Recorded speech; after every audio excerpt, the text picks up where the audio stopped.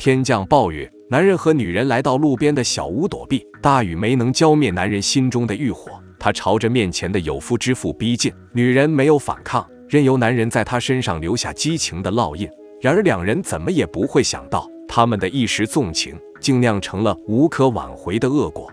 史春燕是一名农村留守妇女，丈夫大力在城里打工，常年独守空房，让史春燕倍感寂寞。不知不觉间，村里的另一个男人走进了她的视线里，甚至闯入了她的梦中。史春燕挣扎着从梦魇里逃离，可还没等她从昏沉中恢复过来，眼前的不速之客就又吓了她一跳。村里臭名昭著的流氓黑皮竟翻墙而入，带着贪婪的笑容爬上了史春燕的床。史春燕慌忙拿起手边的剪刀自卫，并用尽全身的力气将黑皮踢下了床。黑皮见讨不到便宜，便骂骂咧咧地逃出了门外。巨大的动静惊醒了史春燕的儿子淘淘。惊魂未定的史春燕擦去眼泪，将儿子紧紧揽入怀中。此刻他万万没有想到，他和3个男人之间的爱恨纠葛才刚刚拉开序幕。这天，史春燕和好友海棠艰难地干着力气活，疲惫不堪的海棠到了极限，不顾史春燕的劝阻，将表弟于成斌叫了过来。得知史春燕遇到困难，于成斌二话不说就前来帮忙。看着于成斌宽厚的背影，史春燕久久无法移开视线，在海棠的调侃下，才害羞地低下了头。史春燕无法抗拒于成斌身上散发的魅力，但又不敢越雷半步，只能一直躲着对方。而这个细节还被儿子发现了。史春燕独自抚养着淘淘，其中的艰辛可想而知。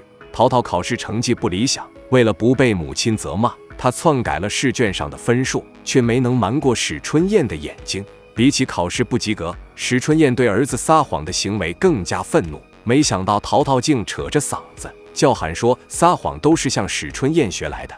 原来每次于成斌来到家中拜访，史春燕都谎称自己有事，让于成斌赶快离开。史春燕一时无语，只能打电话给远在城里的丈夫大力，就儿子的教育问题向他发牢骚。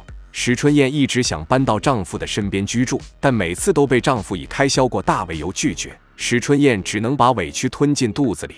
和丈夫常年分居两地，她已经尝尽了孤独和无奈的滋味，只能偶尔听听丈夫的声音来排解苦闷，日子是越来越难熬。直到一个猝不及防的意外出现在她的面前。尽管之前吃到了苦头，但无赖黑皮并没有放弃对史春燕的纠缠，而这也惹恼了于成斌。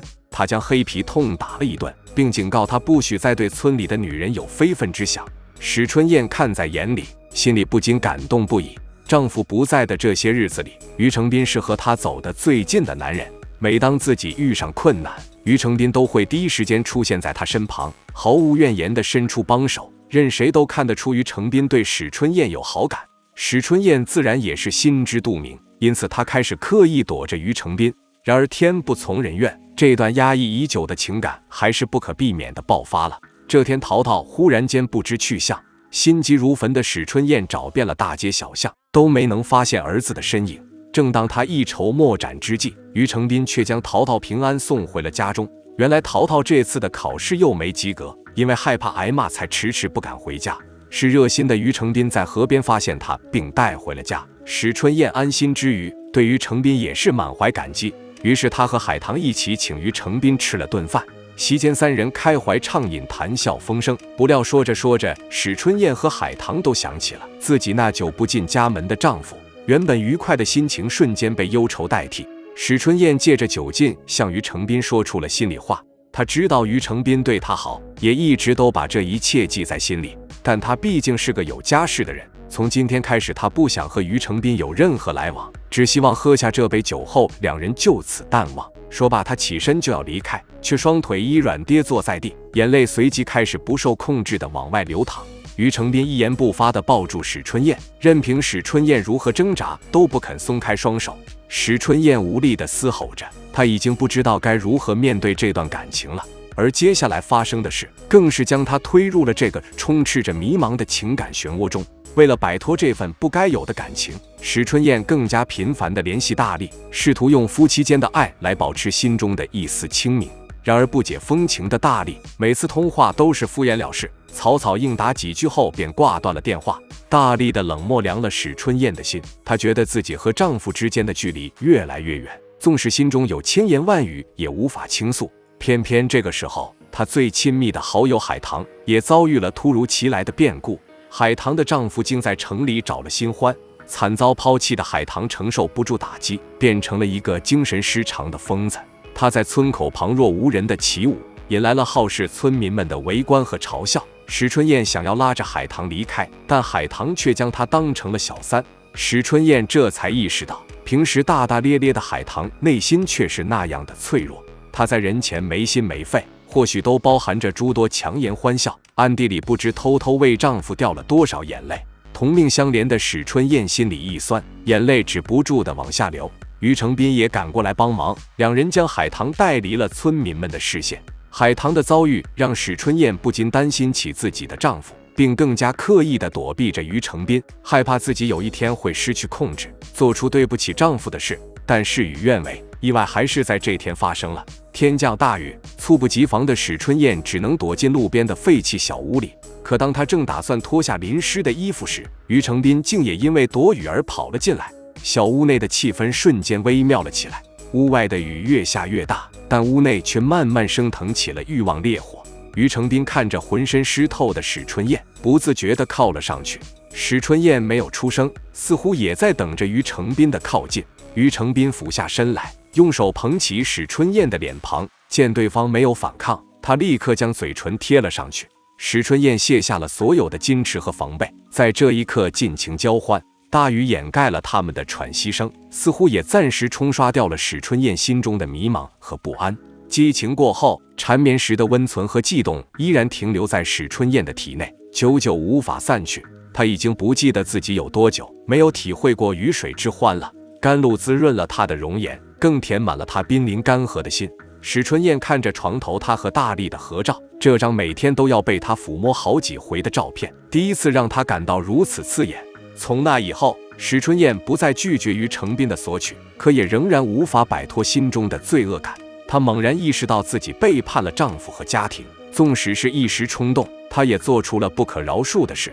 史春燕奋力推开于成斌，试图再次将他赶走，可于成斌却劝史春燕和丈夫离婚，两人一起远走高飞。史春燕夹在情人和丈夫之间难以抉择，最终还是在矛盾中过一天算一天。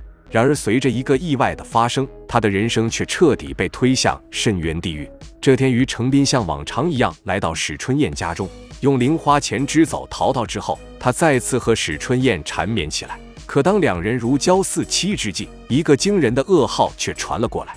拿零花钱准备去买玩具的淘淘竟遭遇车祸，永远离开了人世。听闻噩耗，大力第一时间赶回了家中，并从黑皮口中得知，淘淘出事的时候，史春燕正和于成斌在一起。大力瞬间意识到了什么，马上找到了史春燕。面对丈夫的质问，史春燕没有否认。大力瞬间怒火中烧，一个可怕的计划随着在心里产生。他瞒着妻子在路边买了一包毒鼠强，并将其倒入了酒中。他要让史春燕和于成斌为儿子的死付出代价。然而大力万万料不到，事情的发展竟完全超出了他的预料。这天晚上，大力将于成斌约到了家中。倒满酒后，大力语重心长地说道：“事情既然已经发生，再做什么都没有意义，不如干了这杯酒，一笑泯恩仇，共同祭奠淘淘的在天之灵。”于成斌闻言，只能颤颤巍巍地拿起酒杯。他不知道大力葫芦里卖的是什么药，只能将杯中酒一饮而尽。随后史春燕也跟着喝了下去。见两人都喝下了毒酒，大力便将自己杯里的酒洒在地上，告慰死去的儿子。随后他再次给两人斟满酒，这第二杯是大力预祝于成斌和史春燕的感情能开花结果。两人再次一饮而尽。知道为什么到现在为止我一口酒也没喝吗？因为这酒里边有毒，有毒鼠强。大力狂笑不止，发泄般的欣赏着于成斌惊恐的表情。于成斌瞬间吓得魂不附体，想带上史春燕立刻赶往医院。不料史春燕竟不为所动，反而让于成斌老实坐下，而大力则猛地站起，将心中所有的怨恨与愤怒倾泻而出。自己辛苦在外打拼，图的就是让家人过上好日子，等赚够了钱，他就回家守着老婆孩子，哪都不去。谁曾想现在却是家不为家，至今为止的一切努力都成了泡影。儿子，爸，对不起，爸这就过去陪你。大力一口喝下毒酒，打算和两人共赴黄泉。然而此时的史春燕却还是一脸平静，她拿出另一瓶酒，竟独自在旁喝了起来。而就在于程斌和大力纳闷之际，史春燕说出了一句惊人无比的话：“大力，这才是那瓶有毒的酒。”原来史春燕早已看见大力往酒里下毒，于是暗中调换了一瓶，她打算独自一人承担所有的罪过。随着酒瓶碎落一地，史春燕也瘫倒在了于程斌的怀中。弥留之际，她用尽最后的力气向面前的两个男人做出了忏悔。无论是作为母亲还是妻子，她都是不合格的，是她没守住本心才导致悲剧的发生。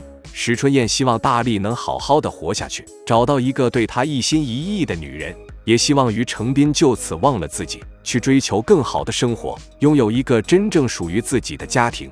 在于程斌的哭喊声和大力的哽咽声中，史春燕慢慢闭上了眼睛，再也没能睁开。故事中，史春燕出轨的行为固然要遭受到谴责，但如果常年在外的王大力平时能多理解妻子留守的痛楚，多一些嘘寒问暖，或许于程斌就不会有可乘之机，悲剧或许就不会发生了。好了，本期内容就到这里，喜欢的欢迎长按点赞加关注，我们下期再见。